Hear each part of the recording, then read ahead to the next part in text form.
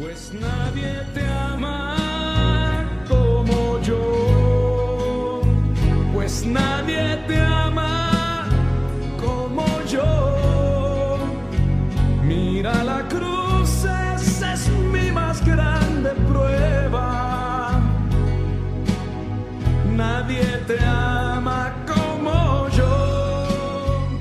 Bienvenidos a Creciendo Juntos en Nuestra Fe Católica, el programa que le ayudará a conocer la riqueza de su fe y a profundizar en su relación personal con Jesucristo en su iglesia. Y ahora con ustedes, el Padre Julián Cardona. Nadie te ama como yo.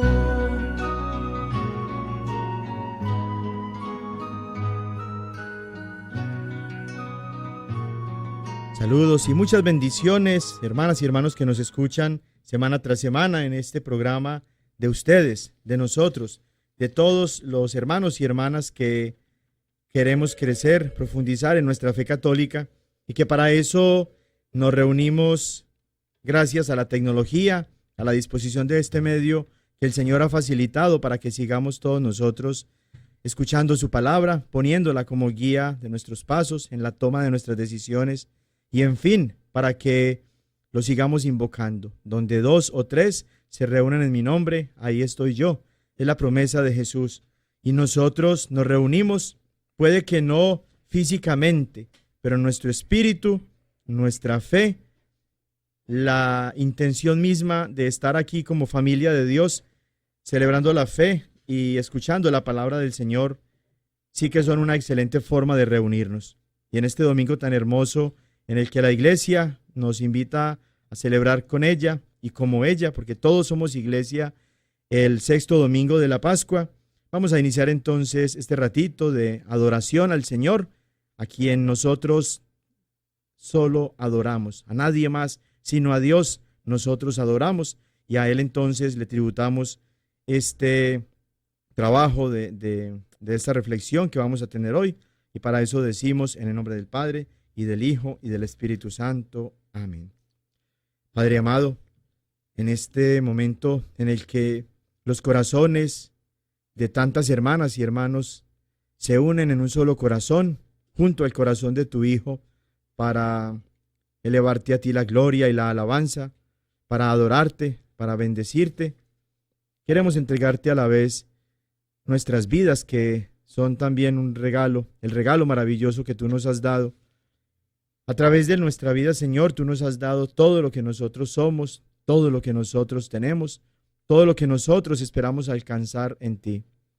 Por eso te pedimos que sigas dándonos el don del discernimiento, para que tengamos siempre la capacidad de distinguir entre lo que verdaderamente importa, que eres tú, y las cosas de tu reino, y que no apeguemos nuestro corazón a las cosas de este mundo.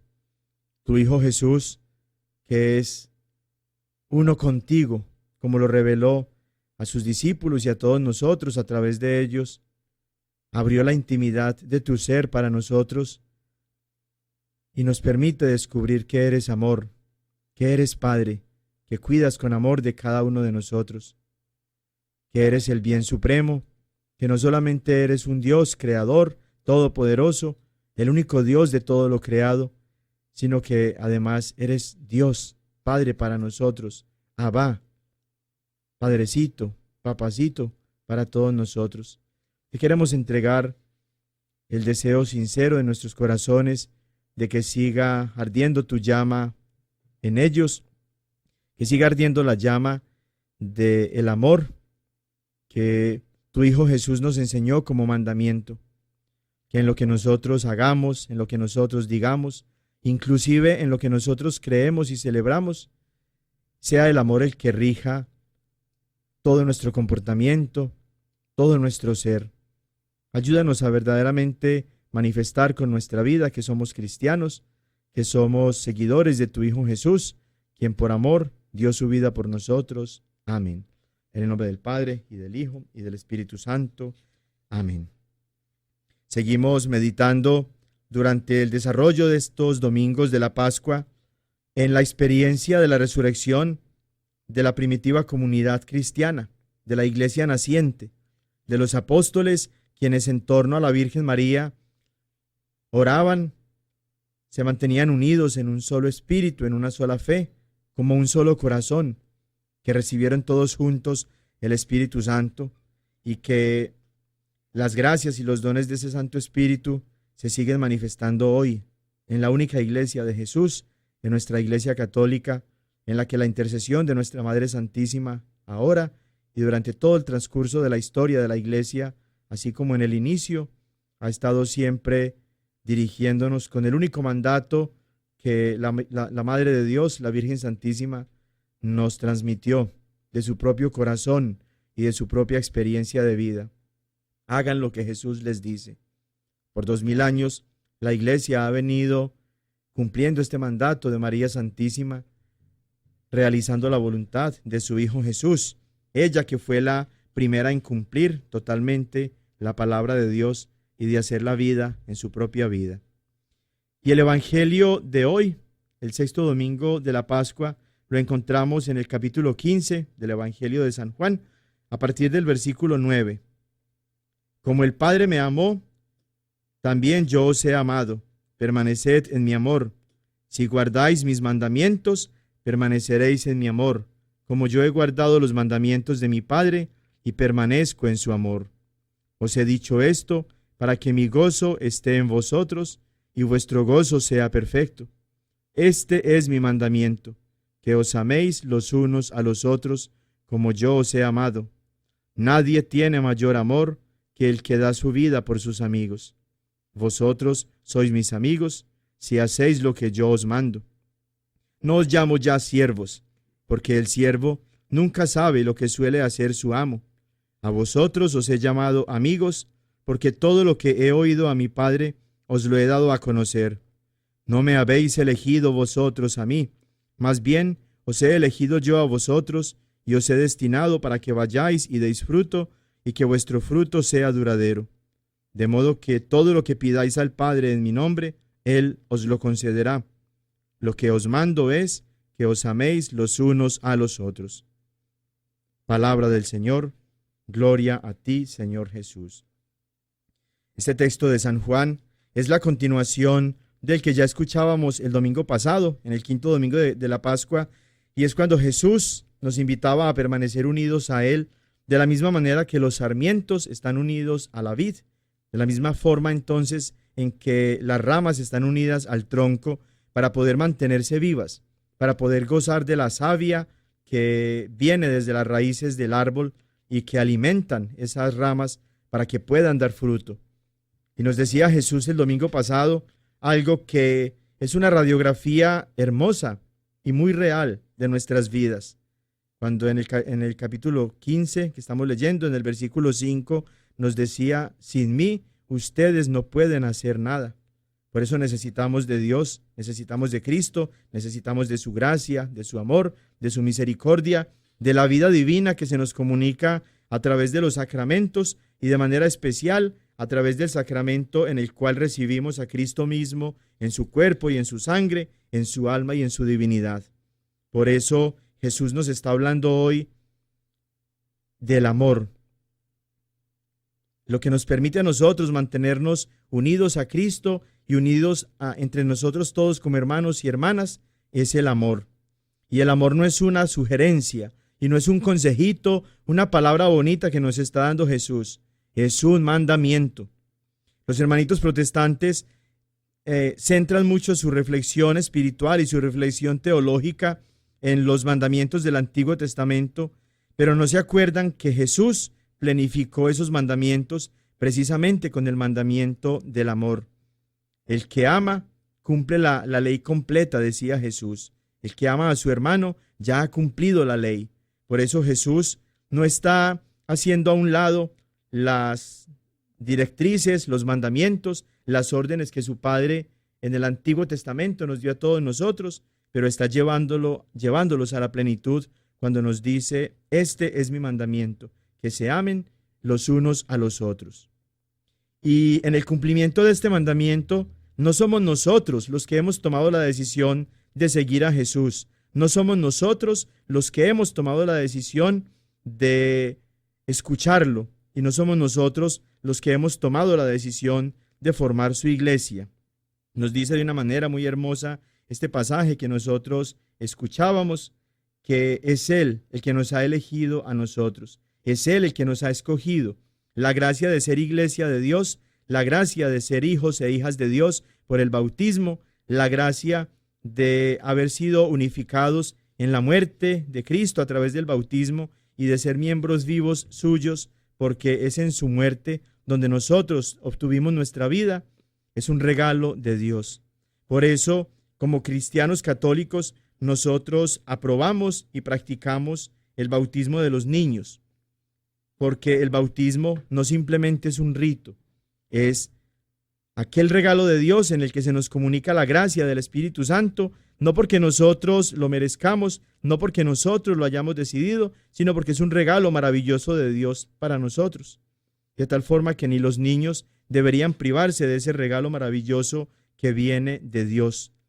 Y por eso nosotros, desde todos los siglos, desde el inicio mismo de nuestra iglesia, hemos practicado también el bautismo de los niños, recordando lo que decía Jesús: dejen que los niños vengan a mí. Por eso, la clave para nosotros identificar si verdaderamente somos cristianos o no, si verdaderamente estamos identificándonos con Cristo o no, es el amor. No es aprendernos de memoria la Biblia, aunque sirve muchísimo aprenderla.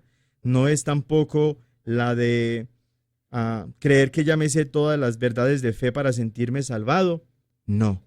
Lo que me une a mí con Cristo, lo que me identifica a mí con Cristo, lo que me hace a mí ser uno con Cristo, porque permanezco unido a Él, es el amor. Por eso en todo lo que hacemos, en todo lo que decimos, en todo lo que deseamos, aún en nuestros gestos y en nuestras actitudes, es el amor lo que necesitamos manifestar, lo que necesitamos expresar. Amándonos unos a otros, vamos a darle gloria al Padre. Y amándonos unos a otros es como quienes no creen en Dios van a saber que hay un Dios que es amor, porque en el amor entre nosotros como hermanos lo hacemos a Él presente. Vamos a iniciar, hermanas y hermanos, en el desarrollo de esta catequesis y de otras que vamos a tener más adelante, un tema crucial que se conecta de una manera muy directa con algunas ideas de las catequesis anteriores, cuando poníamos nuestra reflexión en la persona, en la presencia, en la vida de una mujer que para nosotros no es una diosa ni toma el lugar de Dios, pero es una mujer muy especial, tan especial que es nuestra madre. Y es especial porque, atendiendo al cuarto mandamiento de la ley de Dios, honra a tu padre y a tu madre, nosotros la honramos, nosotros la veneramos, nosotros le tributamos un culto no similar al culto que le tributamos a Dios, que es de adoración, sino de veneración. Y decía entonces que, unido a este tema, en torno al culto que le tributamos nosotros a la Santísima Virgen María, que no es un culto de adoración, sino de veneración, existe también un culto que nosotros como cristianos católicos tributamos a las imágenes. Y en cualquier circunstancia en la que un católico se encuentra con hermanitos protestantes, el primer tema que sale a relucir y la primera lanzada, podríamos decir, del ataque de todo protestante contra los hermanitos católicos es el tema de las imágenes.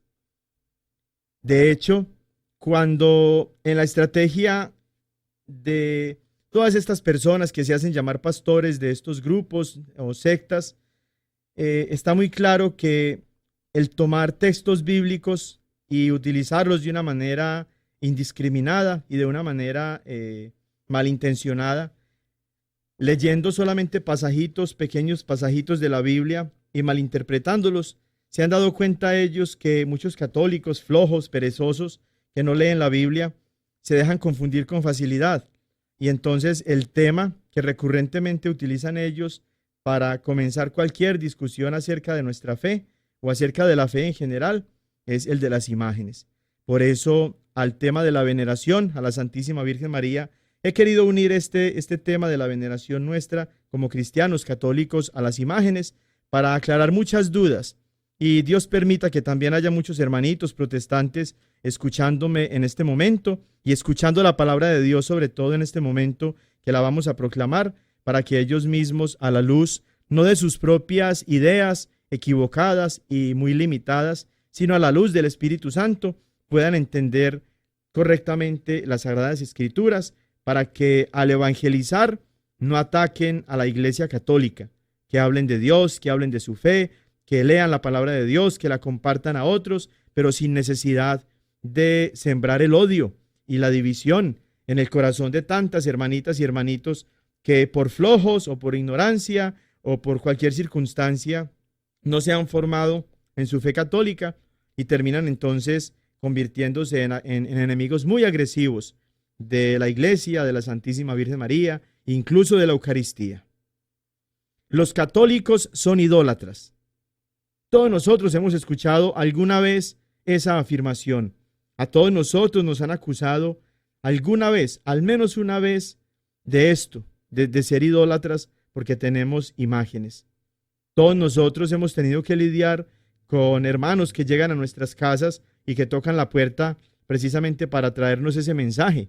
No es un mensaje de Dios, no es un mensaje de paz y de salvación, sino que es un mensaje agresivo y de ataque y de división.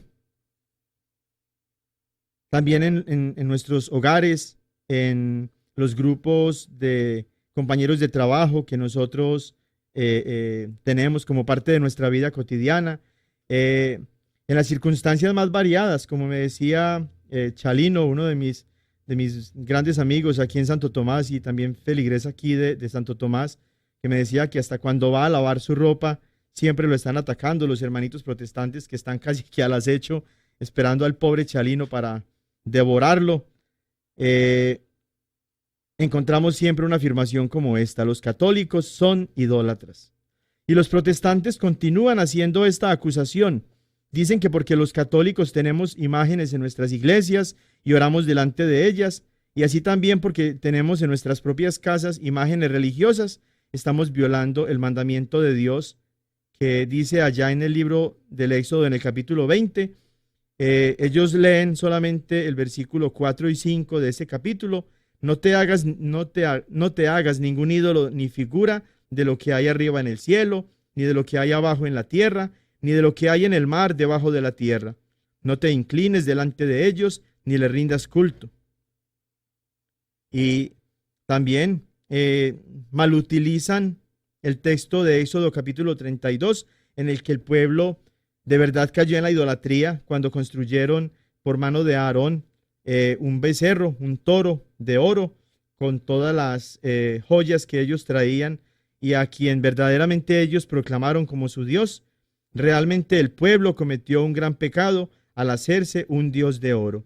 Éxodo 32, 31.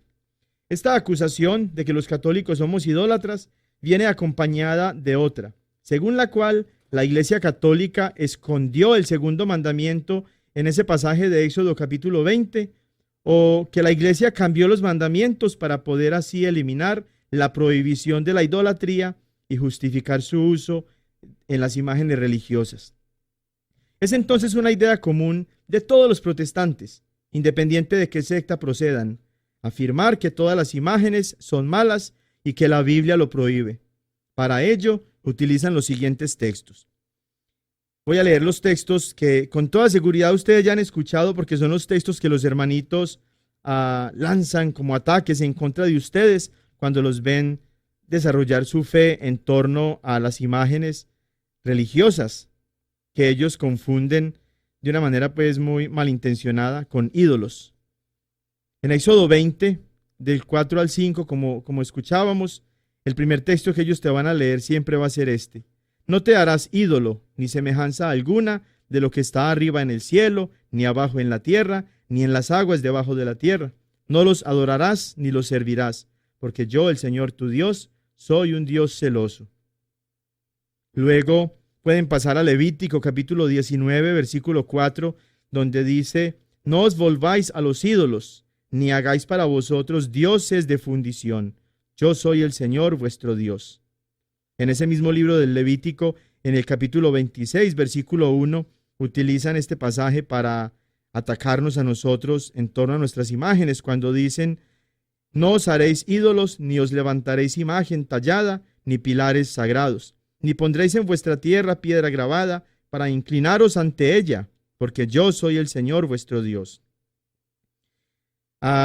Otro pasaje muy común, muy conocido, que ellos han tratado inclusive de aprenderse de memoria y tratan de decirlo aunque sea saltándose partes importantes: tened mucho cuidado de vosotros mismos, puesto que no visteis figura alguna el día en que Yahvé os habló en el Horeb, de en medio del fuego.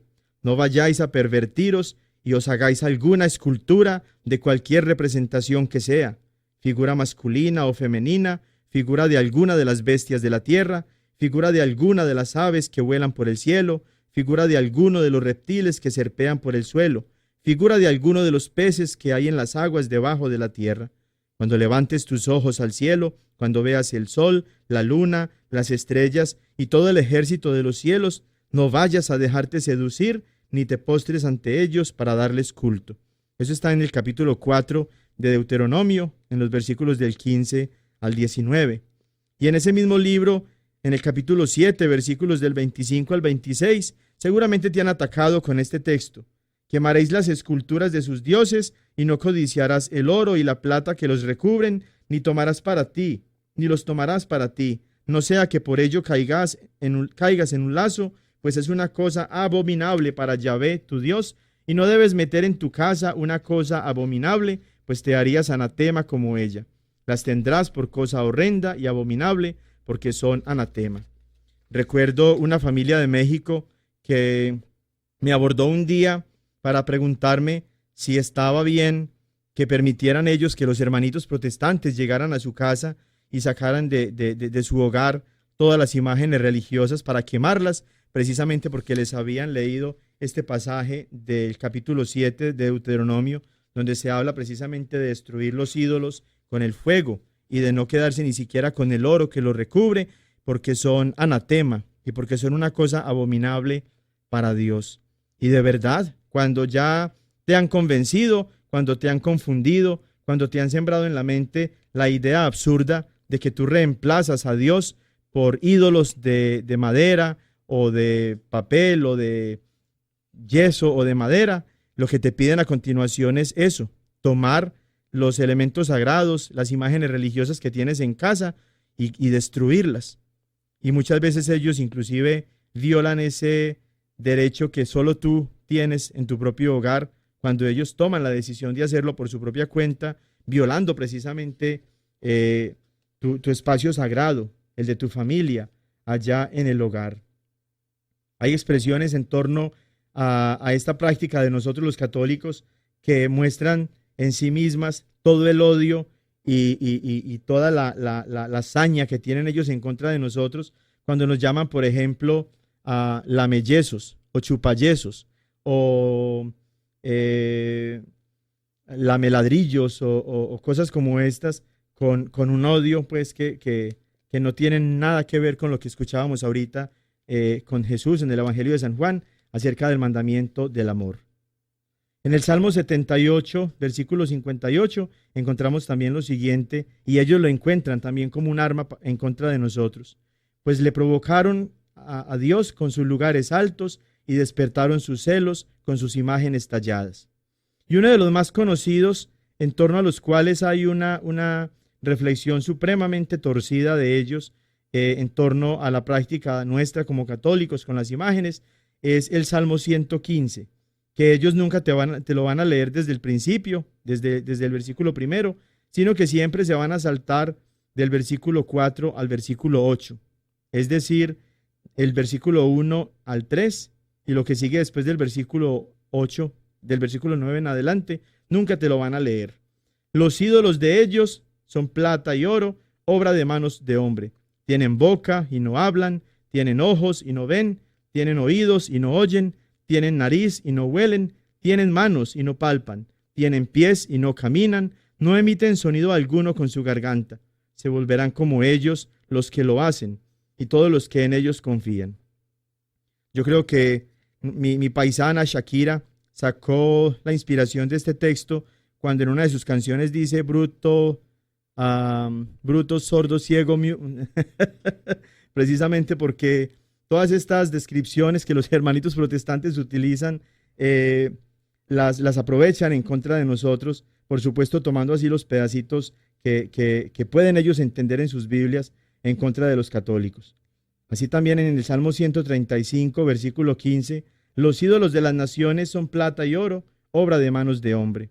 En Isaías 45, 20, también muy constantemente ellos se apoyan para acusarnos de idólatras cuando dicen, reuníos y venid, juntos acercaos, fugitivos de las naciones. No tienen conocimiento los que llevan su ídolo de madera y suplican a un Dios que no puede salvar. Y hay muchas imágenes, las llamadas, los memes en las redes sociales, en las que hasta haciendo montajes, fotomontajes en contra de los católicos, nos ponen muchas veces esa acusación que ellos se la creen, de que somos idólatras por nuestras imágenes y porque las cargamos y porque las llevamos en la procesión, precisamente utilizando Isaías 45, versículo 20. Isaías 46, 7.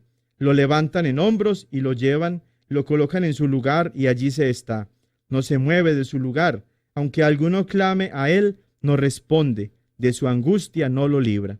Similar entonces al pasaje de Isaías 45, 20, en torno a las imágenes que llevamos inclusive de un lugar a otro y que les rendimos un homenaje, un respeto especial, porque son imágenes religiosas, pero ellos las confunden con ídolos. Jeremías 11, 12. Entonces irán las ciudades de Judá y los habitantes de Jerusalén y clamarán a dioses a quienes queman incienso, pero ellos ciertamente no podrán salvarlos en la hora de su aflicción. Una queja, una denuncia, una acusación directa en contra de nosotros, dicen ellos, porque en las iglesias nosotros al Señor, no a las imágenes, al Señor Dios al que adoramos, le quemamos incienso. Miqueas capítulo 5, versículo 13. Exterminaré tus imágenes talladas y tus pilares sagrados de en medio de ti, y ya no te postrarás más ante la obra de tus manos. Hay un video muy triste, o muchos videos muy tristes, de hermanitos pastores protestantes que ponen una imagen de la Santísima Virgen María y la patean y la golpean y la tiran al piso y la quiebran y están esperando a que la imagen se defienda. ¡Qué ignorancia! Ellos mismos no se dan cuenta que lo que están haciendo es destruyendo solo una imagen. No están haciéndole daño a la Madre de Dios. Solamente ellos se confunden. Habacuc, capítulo 2, versículo 18. ¿De qué sirve el ídolo que su artífice ha esculpido o la imagen fundida, maestra de mentiras, para que su hacedor confíe en su obra cuando hace ídolos mudos? Yo los invito a que vayan, si están atentos a estas lecturas y si están de verdad siguiendo con su corazón abierto a la gracia de Dios estas lecturas, van a encontrar ustedes un factor común del que ahorita vamos a comentar. Finalmente, Jonás capítulo 2, versículo 8, los que confían en vanos ídolos, su propia misericordia abandonan. Todas estas citas bíblicas, ellos las tienen en sus Biblias, por supuesto, en las Reinas Valeras y en los Nuevos Mundos que ellos tienen, que también son Biblias que ya ellos mismos han alterado para poder transmitir su mensaje equivocado. Pero ahorita vamos a ver contextos de su misma Reina Valera como los textos que los cristianos católicos utilizamos para seguir defendiendo nuestra práctica de utilizar imágenes religiosas no como ídolos, sino como representación. Aparecen inclusive en sus Biblias. Ellos nos acusan entonces con todos estos textos de ser idólatras y de haber cambiado el segundo mandamiento para poder ocultar la prohibición de Dios en torno a las imágenes, porque todas las imágenes son malas, dicen ellos, y entonces para poder nosotros seguir justificando nuestra idolatría, modificamos inclusive los mandamientos de la ley de Dios en el capítulo 20 del libro del Éxodo. Sin embargo, si ellos estudiaran las Escrituras verdaderamente, como nos dice Jesús en el capítulo 5 del Evangelio de San Juan, versículo 39, encontrarían que la verdad es exactamente lo opuesto. Aunque no queda ninguna duda de que Dios condenó la adoración de ídolos, es decir, la idolatría, hay que decir que Él nunca condenó el uso de imágenes en la adoración. Más aún, en realidad, Él recomendó su uso y Él mismo nos mandó hacer imágenes. El elemento común que tienen todas estas citas bíblicas que nosotros leíamos es la prohibición de Dios radical, directa, clara, innegociable de la idolatría. Contra lo que está Dios totalmente opuesto, contra lo que se enciende el celo de Dios y podríamos decir humanamente hablando, la ira de Dios, es en contra de los ídolos, de aquellas estructuras que en el antiguo pueblo de Israel y que los pueblos vecinos al pueblo de Israel utilizaban para considerarlos sus dioses y para no poner la fe en el único Dios del cielo, que es nuestro Señor Padre, Hijo y Espíritu Santo, sino solamente en esos objetos que ellos mismos construían. Dios nunca estuvo en contra y nunca lo estará de el uso de imágenes religiosas como representación. Dios condena la idolatría, Dios condena el uso de ídolos, Dios condena el que nosotros erijamos o el que nosotros establezcamos objetos, y no solamente objetos, como vamos a ver más adelante, sino muchas otras cosas como ídolos. Eso es lo que Dios prohíbe, eso es lo que Dios condena.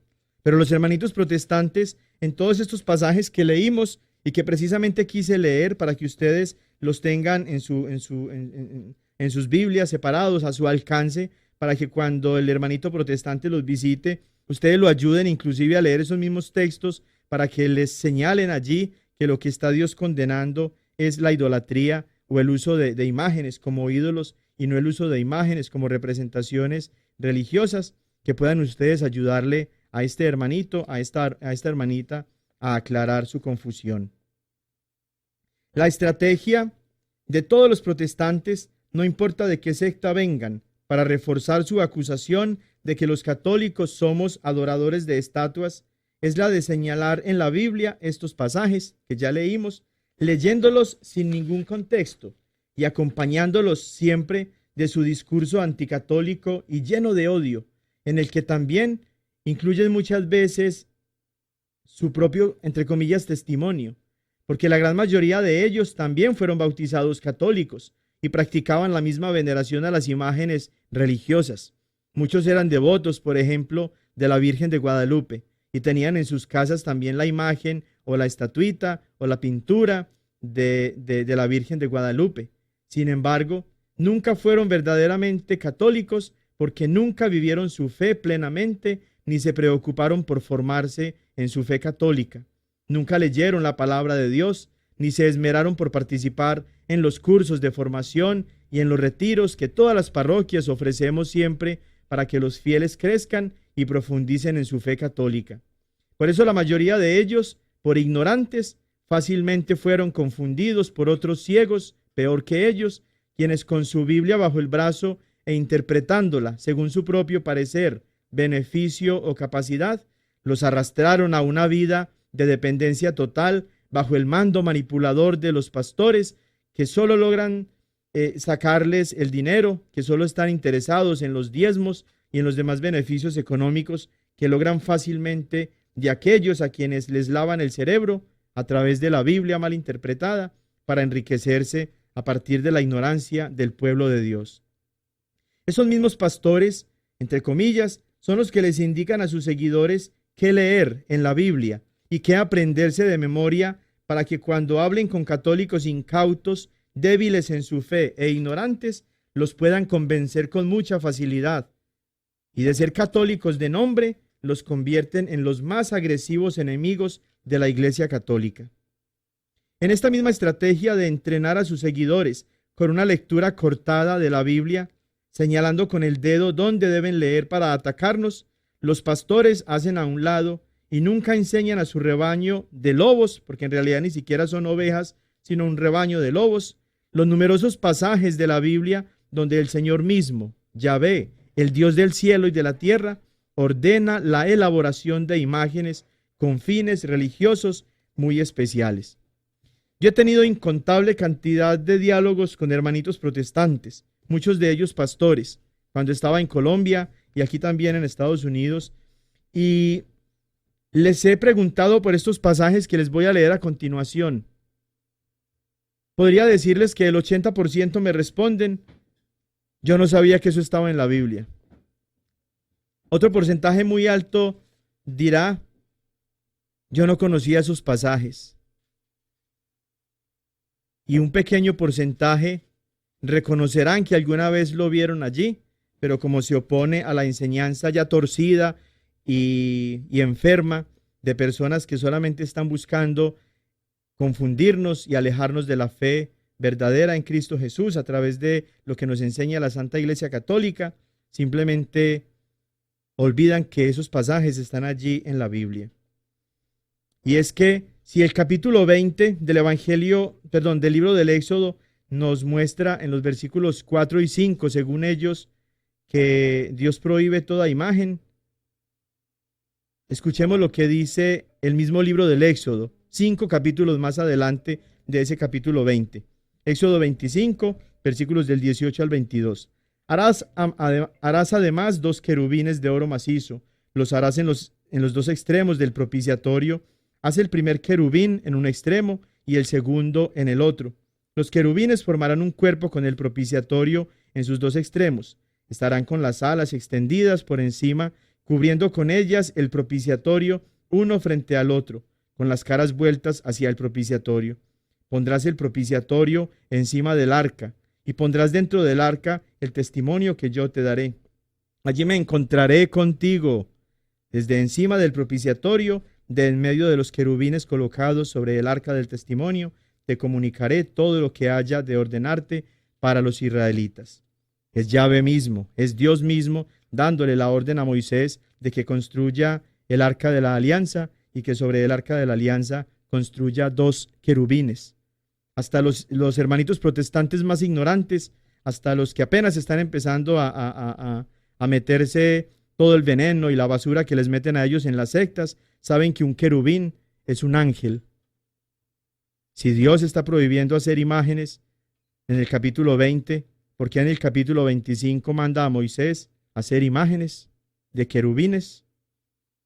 Números capítulo 21, versículos del 1 al 9, describen cómo en el desierto el pueblo de Israel habló mal en contra de Moisés y en contra de Dios por las penalidades que estaban viviendo pues allá en el desierto, y que por castigo aparecieron unas serpientes que los estaban mordiendo y que muchos murieron.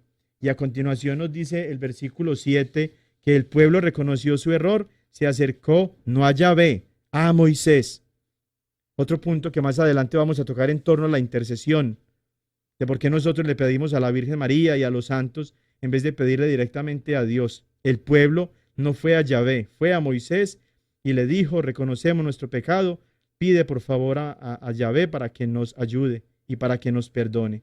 Y dice a continuación que Yahvé dijo a Moisés, hazte una serpiente abrasadora y ponla sobre un mástil, el tipo de serpiente que los estaba mordiendo.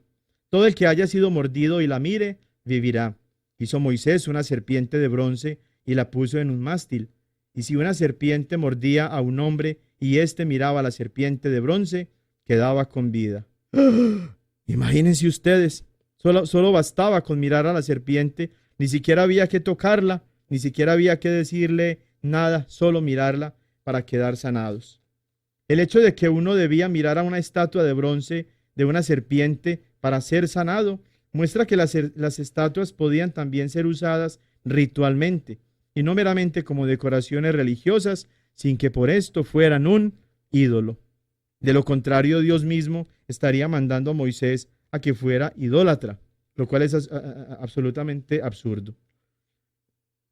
Tengo aquí una lista muy grande y muy hermosa de pasajes de la Biblia que están inclusive en la Biblia de los hermanitos protestantes, y la voy a tomar aquí de la Reina Valera para leer estos pasajes.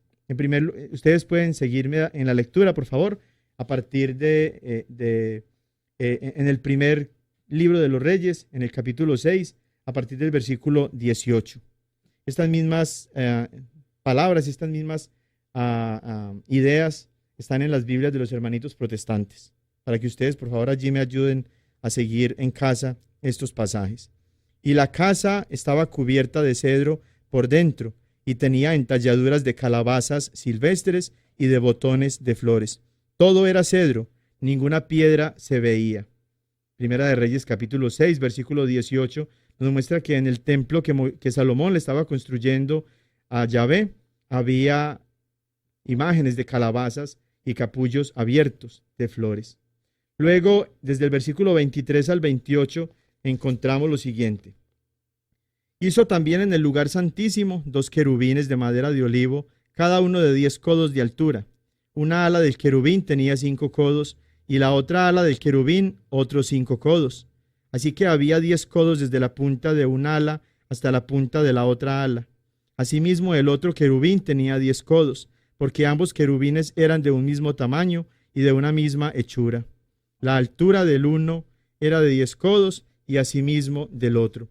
Puso estos querubines dentro de la casa en el lugar santísimo, los cuales extendían sus alas, de modo que el ala de uno tocaba una pared, y el ala del otro tocaba la otra pared, y las otras 2 alas se tocaban una a la otra en medio de la casa, y cubrió de oro los querubines. Si en el arca de la alianza habían 2 querubines pequeñitos, luego en el templo que Salomón le construyó a Dios, habían inmensos 2 querubines, construidos de madera de olivo y recubiertos de oro en el lugar santísimo del templo, es decir, aquel lugar en el que Dios mismo se hacía presente.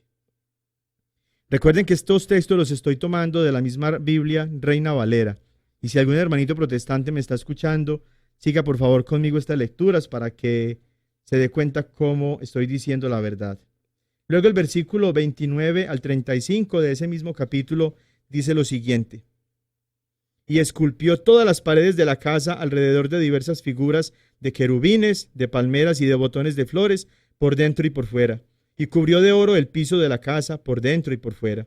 A la entrada del santuario hizo puertas de madera de olivo, y el umbral de los postes era de 5 esquinas. Las 2 puertas eran de madera de olivo, y talló en ellas figuras de querubines, de palmeras y de botones de flores, y las cubrió de oro. Cubrió también de oro los querubines y las palmeras.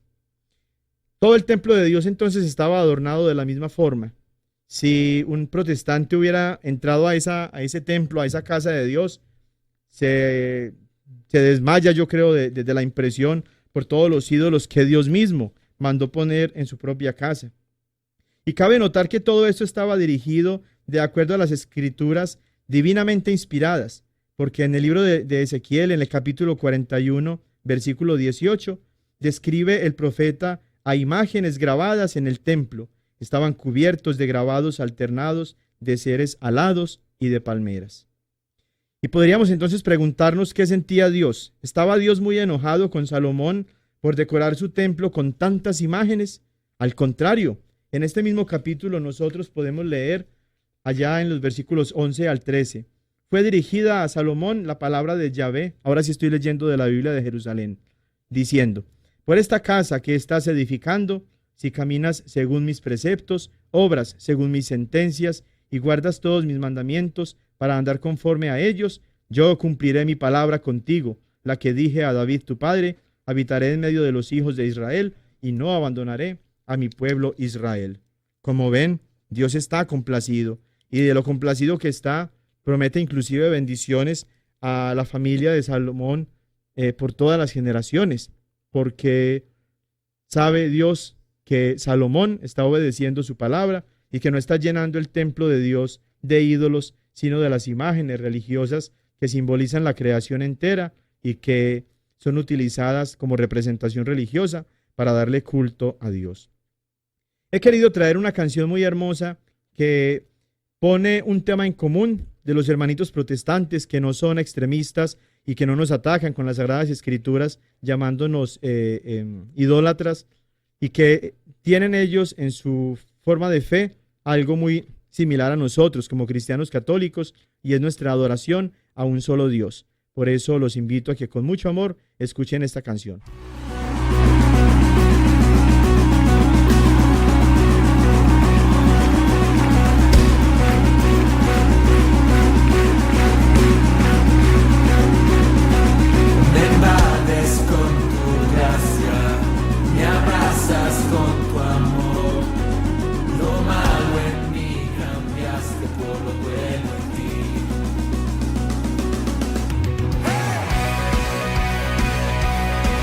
Por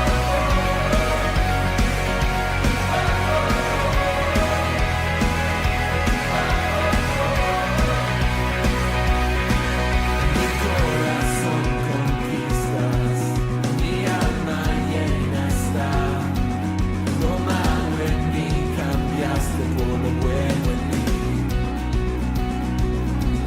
Mis sueños cobran vida, en ti seguro estoy. Nada tiene sentido si no es por ti. Te rindo a ti mi voluntad, que tu reino venga, es todo lo que deseo. Eres tú, cuando débil soy, eres tú, mi fuerza en la debilidad, que todos puedan ver tu luz. Dios, eres tú, mi libertad, eres tú, quien luz me da, y todo lo que soy clama por ti. Dios, hazme transparente, refleja en mí tu amor, que toda gloria sea solo para ti. Te rindo a ti mi voluntad, que tu reino venga, pues todo lo que deseo. Eres tú, cuando débil soy, eres tú, mi fuerza en la debilidad, que todos pueden ver tu luz. Dios, eres tú, mi libertad, eres tú, quien luz me da, y todo lo que soy clama por ti.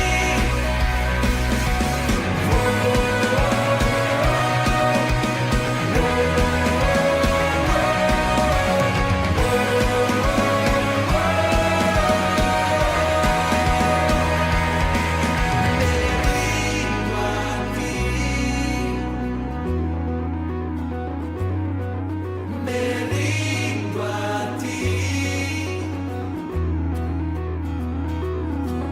Te rindo a ti mi voluntad,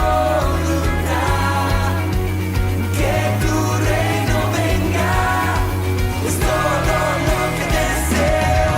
Eres tú, cuando débil soy, eres tú, mi fuerza en la debilidad, que todos puedan ver tu luz. Dios, eres tú, mi libertad, eres tú, quien luz me da, y todo lo que soy clama por ti.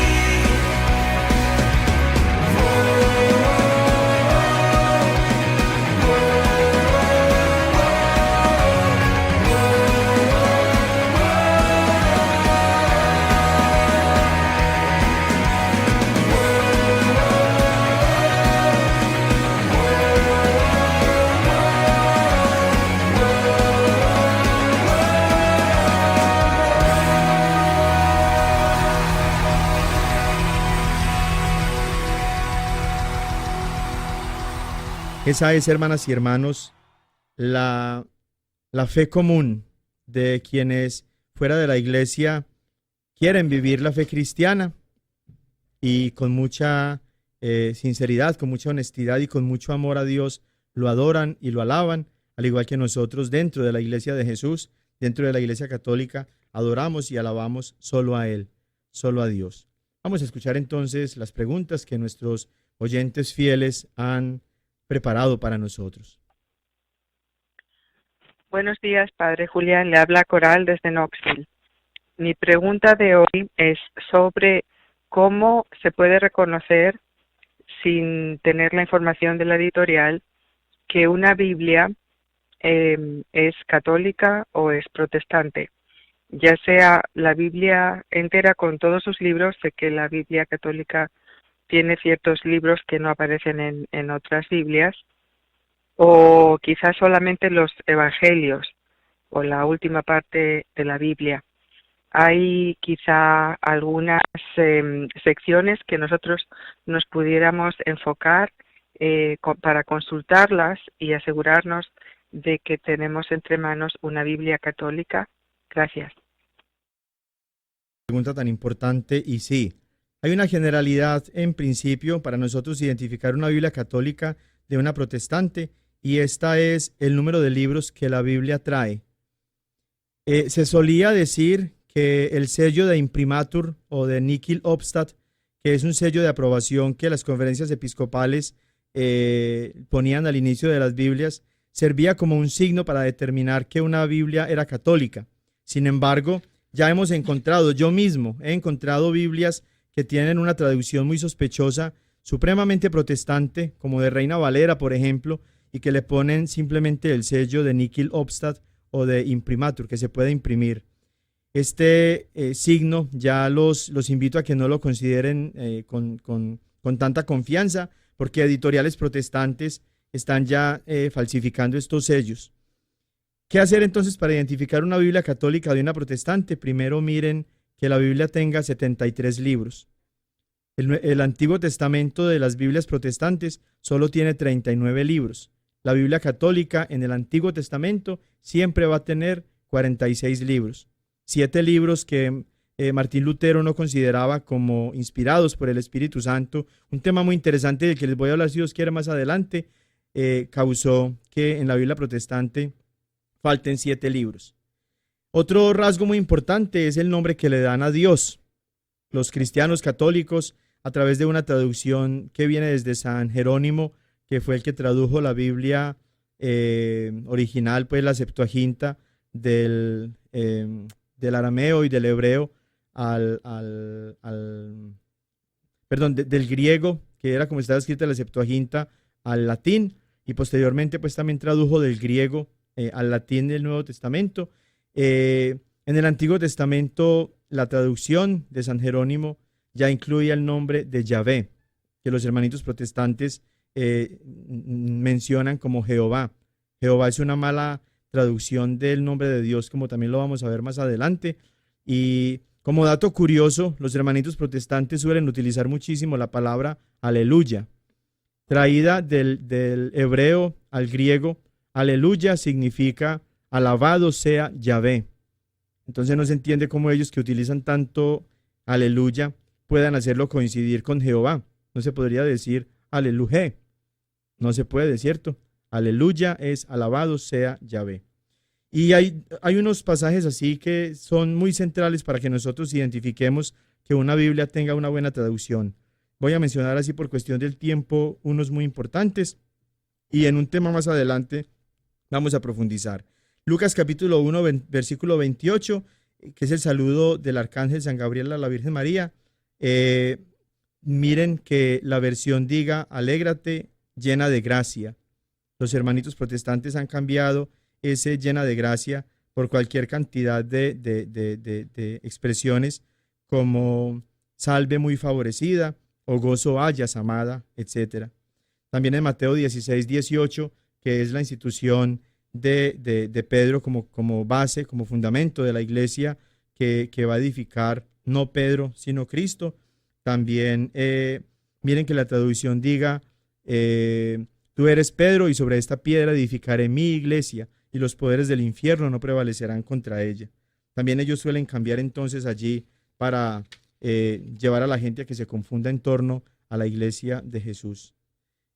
También en el capítulo de Mateo 28, versículo 19, donde se está hablando del bautismo, también miren que diga, vayan y anuncien a todos lo que yo les he mandado, bautizándolos en el nombre del Padre y del Hijo y del Espíritu Santo. Algunas Biblias no hablan del bautismo, sino que hablan de la consagración, lo cual es una cosa completamente diferente. Hola, me llamo Erika, soy de Knoxville. Tengo una pregunta sobre las reliquias. ¿Por qué tenemos estas reliquias de los santos? ¿Y de dónde viene esta teología de las reliquias en nuestra iglesia? Gracias. Muchas gracias, Erika. Y esa pregunta está muy en consonancia con el tema que estábamos ahorita desarrollando acerca del culto a las imágenes y a la Virgen Santísima, pues también de la veneración a los santos, que para los hermanitos protestantes, primero, ni es bíblica y segundo, pues es una idolatría. En las mismas Biblias de ellos, los invito a que los hermanitos protestantes que me escuchen, busquen allí en Segunda de Reyes, capítulo 13, versículo 21, cómo aconteció que al sepultar unos a un hombre, súbitamente vieron una banda armada y arrojaron el cadáver en el sepulcro de Eliseo. Y cuando llegó a tocar el muerto, los huesos de Eliseo, revivió y se levantó por sus pies. Los huesos de un hombre de Dios, las reliquias, como las llama la iglesia, sirvieron hasta para resucitar a un muerto. Entonces, si es bíblica la creencia según la cual nosotros tratamos con respeto no solamente los restos mortales de los hermanitos que vivieron en esta vida cumpliendo la voluntad de Dios y a los que llamamos santos, sino también inclusive algunos objetos que la persona utilizaba, y no los tratamos como si fueran ídolos, sino como representaciones muy especiales que nos recuerdan la persona y su intercesión por nosotros en favor de nosotros en la fe. Y no sin razón, San Pablo nos dice que nosotros, nuestro cuerpo, es templo del Espíritu Santo. Vamos a escuchar entonces ahorita los anuncios de nuestra comunidad diocesana, muy importantes para todos nosotros. Hay 8 parroquias cerca de sus casas en las ciudades de Lenoir City, Knoxville, Oak Ridge, Alcoa y en Maynardville, en las cuales los hispanos ya hacemos presencia, y tanto nuestros sacerdotes como los líderes laicos han desarrollado programas en los que ustedes pueden participar en español. Estas iglesias tienen misa en español durante estos horarios. Todos los sábados a las 7 de la noche en Lenoir City en la parroquia Santo Tomás Apóstol, en Knoxville en la parroquia Todos los Santos, All Saints, y en Alcoa en la parroquia Nuestra Señora de Fátima. Todos los domingos puede asistir a misa en español en las siguientes iglesias y horarios: en Oak Ridge en la parroquia Santa María a las 2 de la tarde, en Knoxville en la Catedral del Sagrado Corazón de Jesús a la 1 de la tarde, y en la parroquia Santo Espíritu, Holy Ghost, a las 7 de la noche, en Maynardville en la parroquia Santa Teresa de Calcuta a las 11 de la mañana. Si desean más información sobre la Iglesia Católica o dónde pueden ustedes asistir a misa en otras ciudades y celebrar los sacramentos, por favor llamen a la oficina del Apostolado Hispano al 865-637-4769.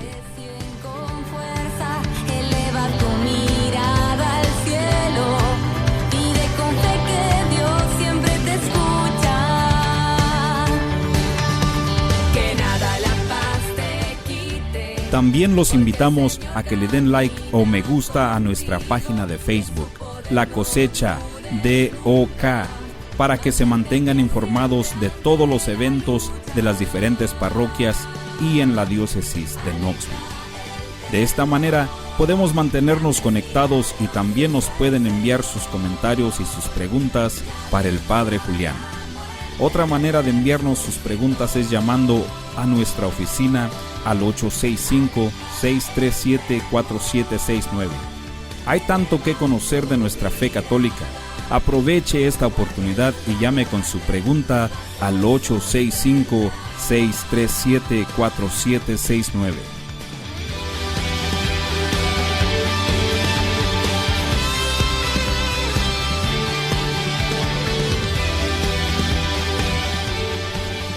La Iglesia de Santo Tomás Apóstol de Lenoir City los invita a formar parte de su gran familia hispana. Ustedes están invitados a participar en el grupo de oración todos los jueves de 7 a 9 de la noche en el Centro de Vida Parroquial. La iglesia también ofrece clases de inglés y clases de español. Los invitamos al grupo de jóvenes y a los grupos de estudio de la Biblia.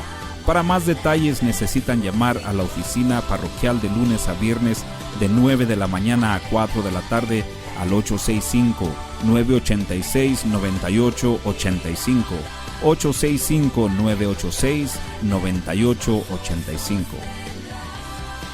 También les anunciamos el horario del sacramento de la confesión, todos los martes a las 6 de la tarde en la iglesia. Los sacerdotes que hablan inglés y español los animan a que acudan a este sacramento regularmente. Y recuerden que todos son bienvenidos a la iglesia de Santo Tomás Apóstol de Lenoir City. Para anuncios de próximos eventos, por favor, vea La Cosecha.